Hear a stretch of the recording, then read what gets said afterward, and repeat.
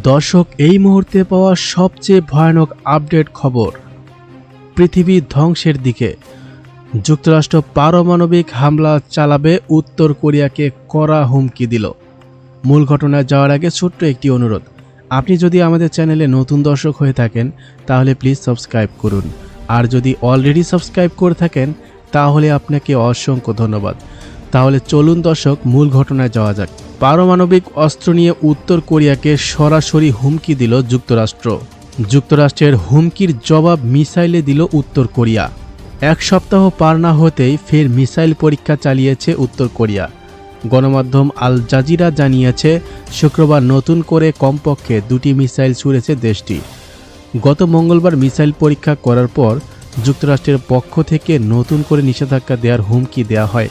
তাছাড়া যুক্তরাষ্ট্র জাতিসংঘের প্রতি আহ্বান জানায় তারা যেন উত্তর কোরিয়ার ওপর আরও কঠোর নিষেধাজ্ঞা দেয়। এই হুমকির জবাব উত্তর কোরিয়া দিল মিসাইল দিয়ে। তারা জানান দিল, যে কোনো ধরনের নিষেধাজ্ঞার ফলাফল ভয়াবহ হবে। 2006 সাল থেকে উত্তর কোরিয়ার ওপর নিষেধাজ্ঞা আরোপ করে জাতিসংঘ। উত্তর কোরিয়ার মিসাইল ছোড়ার বিষয়টি নিশ্চিত করে দক্ষিণ কোরিয়ার জয়েন্ট চিফ অব স্টাফ জানিয়েছেন, শুক্রবার তারা 2টি মিসাইল শনাক্ত করেছেন, যেগুলো তারা ধারণা করছেন ছোট দূরত্বের ব্যালিস্টিক মিসাইল। এগুলো ছোড়া হয়েছে উত্তর প্রাঙ্গণ প্রদেশ থেকে। দক্ষিণ কোরিয়ার জয়েন্ট চিফ অফ স্টাফ আরও জানিয়েছেন, মিসাইল দুটি 430 কিলোমিটার পথ পাড়ি দিয়ে লক্ষ্যে পৌঁছায়।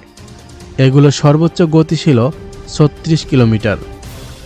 জাপানের কোস্ট গার্ডও মিসাইল দুটিকে শনাক্ত করতে সমর্থ হয়। শুক্রবারে মিসাইল পরীক্ষার পর জাপান বেশ প্রতিক্রিয়া দেখিয়েছে। এদিকে উত্তর কোরিয়ায় রাষ্ট্রীয় গণমাধ্যমে নতুন করে যুক্তরাষ্ট্রের সমালোচনা করা হয়েছে। দেশটির পররাষ্ট্র মন্ত্রণালয়ের বরাত দিয়ে বলা হয়েছে, যদি নতুন করে কোনো প্রকার নিষেধাজ্ঞা দেওয়া হয় তাহলে কঠোরভাবে এর জবাব দেওয়া হবে। যুক্তরাষ্ট্রের ডেপুটি সেক্রেটারি অব স্টেট ওয়েন্টি শারমান মঙ্গলবার বলেছেন, যদি উত্তর কোরিয়া নতুন করে কোনো পারমাণবিক অস্ত্রের পরীক্ষা চালায় তাহলে যুক্তরাষ্ট্র, দক্ষিণ কোরিয়া ও পুরো বিশ্ব থেকে শক্তিশালী প্রতিক্রিয়া আসবে।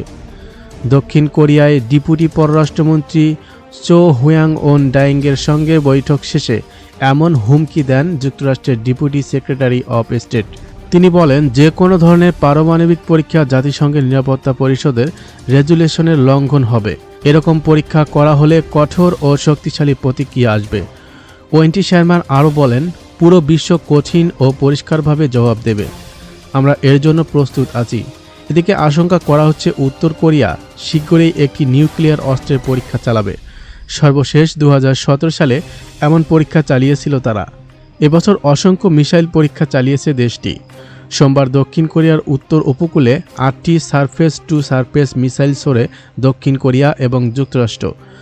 উত্তর কোরিয়া বেশ কয়েকটি স্বল্প পাল্লার ব্যালিস্টিক মিসাইল ছোড়ার পর যুক্তরাষ্ট্র ও দক্ষিণ কোরিয়া এ পদক্ষেপ নেয়।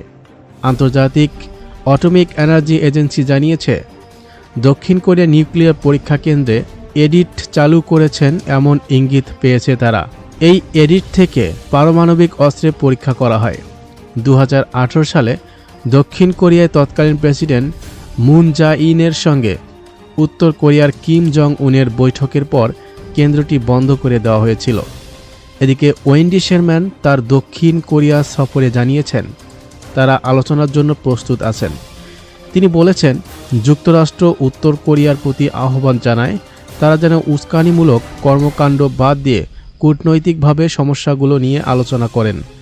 2019 সালে যুক্তরাষ্ট্রের তৎকালীন প্রেসিডেন্ট ডোনাল্ড ট্রাম্প এবং কিম জং উনের মধ্যে হওয়া বৈঠক ভেস্তে গেলে দুই দেশের মধ্যে পারমাণবিক অস্ত্র নিয়ে আলোচনা বন্ধ হয়ে যায়।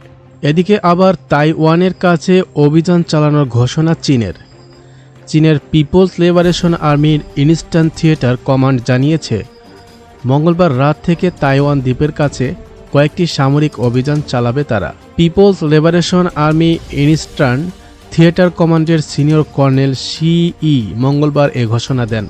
যুক্তরাষ্ট্রের হাউস স্পিকার ন্যান্সি পেলোসি তাইওয়ানে আসার পরপরই চীনের সেনাবাহিনীর পক্ষ থেকে এ ঘোষণা আসে। চীনের প্রতিরক্ষা মন্ত্রণালয়ের মুখপাত্র উই কুইয়ান জানিয়েছেন, তারা উচ্চ সতর্ক অবস্থানে আছেন। প্রতিরক্ষা মন্ত্রণালয় পাল্টা ব্যবস্থা নেওয়ার সিদ্ধান্ত নিয়েছে। আর পাল্টা ব্যবস্থার অংশ হিসেবে তারা নির্দিষ্ট কিছু সামরিক অভিযান চালাবেন এবং চীনের সার্বভৌমতা এবং অখণ্ডতা রক্ষা করবেন। এদিকে আবার যুক্তরাষ্ট্র সরাসরি যুদ্ধে জড়িত হয়েছে বলল রাশিয়া। রাশিয়া দাবি করেছে ইউক্রেন যুদ্ধে সরাসরি অংশ নিচ্ছে যুক্তরাষ্ট্র। ইউক্রেনের গোয়েন্দা বাহিনীর ডেপুটি হেড ভাদিয়াম ইস্কিবিটস্কি যুক্তরাজ্যের একটি গণমাধ্যমের সঙ্গে সাক্ষাৎ দেওয়ার সময় তিনি এ কথা জানান। হিমার্স রকেট লঞ্চার দিয়ে রাশিয়ার সেনা স্থাপনের ওপর হামলা করতে যুক্তরাষ্ট্র তথ্য ও প্রযুক্তি সহায়তা করছে। তিনি আরও জানান, হামলা চালাতে যুক্তরাষ্ট্র স্যাটেলাইটের ছবি ও তাৎক্ষণিক তথ্য দিয়েছে এবং হামলার আগে যুক্তরাষ্ট্রের গোয়েন্দাদের সঙ্গে ইউক্রেনের গোয়েন্দাদের আলোচনা হয়েছে। ইউক্রেনের উচ্চপদস্থ গোয়েন্দা কর্মকর্তার এমন স্বীকারোক্তির পর রাশিয়া দাবি করল যুক্তরাষ্ট্র সরাসরি যুদ্ধে জড়িত হয়েছে। এ ব্যাপারে রাশিয়ার প্রতিরক্ষা মন্ত্রণালয় বলছে, এই সাক্ষাৎকার দেখিয়েছে যুক্তরাষ্ট্র সরাসরি জড়িত, যদিও তারা বারবার বলেছে তারা শুধুমাত্র অস্ত্র সরবরাহই করছে, কারণ রাশিয়ার সঙ্গে যুক্তরাষ্ট্র সরাসরি দ্বন্দ্বে জড়াতে চায় না। বিবৃতিতে রাশিয়ার প্রতিরক্ষা মন্ত্রণালয় আরও বলেছে, দোনবাস ও অন্যান্য জনবহুল অঞ্চলে কিয়েভ যেসব রকেট হামলা চালিয়েছে, যার কারণে অনেক বেসামরিক লোক মারা গেছেন, তার জন্য বাইডেন প্রশাসন সরাসরি দায়ী। এই হুমকির জবাব উত্তর কোরিয়া দিল মিসাইল দিয়ে। তারা জানান, যে কোনো ধরনের নিষেধাজ্ঞার ফলাফল ভয়াবহ হবে। 2006 সাল থেকে উত্তর কোরিয়ার ওপর নিষেধাজ্ঞা আরোপ করে জাতিসংঘ।